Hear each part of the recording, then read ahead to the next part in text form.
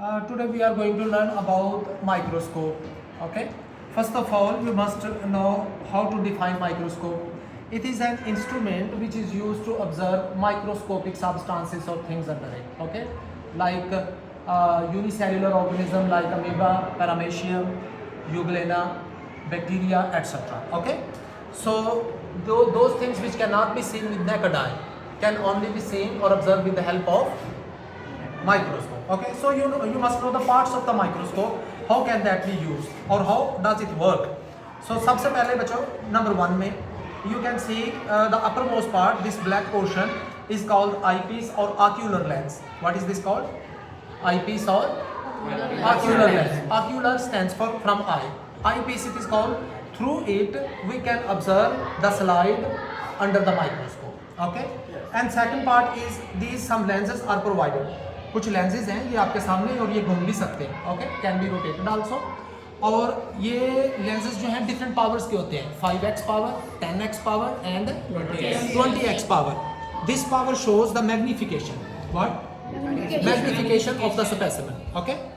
And this black portion is called the stage, mechanical stage. Here is the clips are provided. ये clip जो हैं इस slide को या स्पेसिमेन को होल्ड करने के लिए जो है ऑब्जर्व किए जाते हैं. ठीक है, इनको रखा जाता है इधर. ठीक है. और फिर नंबर 3 में नेक्स्ट में बेटा ये okay students, next is stage controller. This knob that you can see बेटा it is used to take the stage up and down. ठीक है.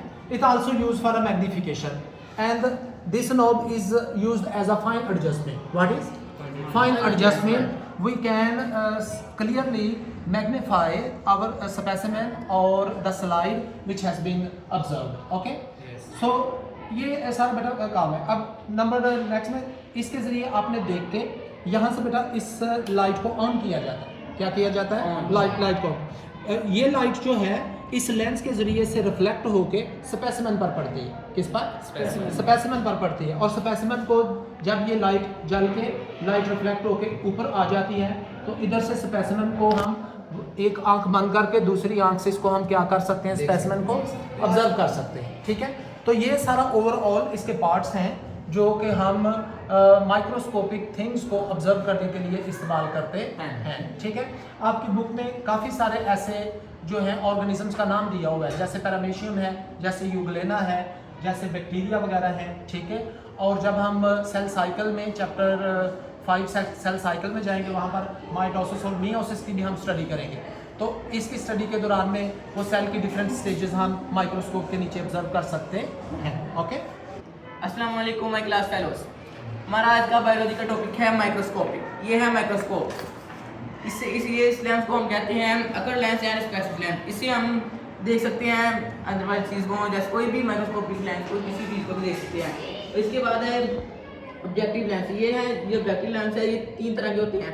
पहले 5 एक्सिस, फिर 10 एक्सिस, फिर 20 एक्सिस. इसको हम ये मूवेबल भी हो जाते हैं. ये देखिए यहाँ से जितना अगर हम 5 एक्सिस जाएंगे तो कम नजर आएगा और माइक्रोस्कोपिक तरह से जिस जैसे बढ़ाते जाएंगे और वैसे वैसे बढ़ेगा.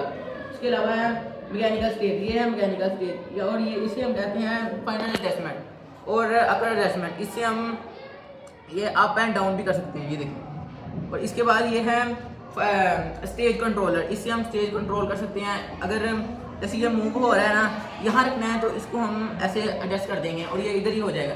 इसके अलावा है ये है लाइट स्विच. इसको जैसे ये बंद कर देंगे ऑन हो जाएगा और ऑफ हो जाएगा जब इसको ऑन नहीं ऑफ हो जाएगा. इसकी वजह से हम देख सकते हैं कि इसके अंदर लेंस किधर है क्या. और ये है लेंस आपको पहले बताया. इससे हम अंदर वाली चीज़ों को देख सकते हैं माइक्रोस्कोप के जरिए से.